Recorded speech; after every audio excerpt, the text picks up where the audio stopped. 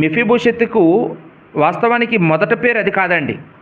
ఆయనకి మరో పేరు మొదట ఉంది. ఆ పేరు గురించి ఎక్కడుందంటే మొదటి దినవృత్తాంతాల గ్రంథం 8వ అధ్యాయము 34వ వచనంలో ఉందండి.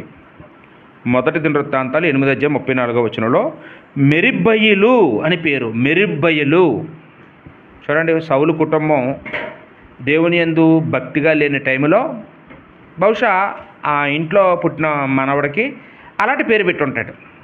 40 సంవత్సరాల కిందట అతనికి ఒక బయలు పేరు వచ్చే పేరు బయలు, మెరిబ్బయలు అనగానే బయలు అని వస్తుంది.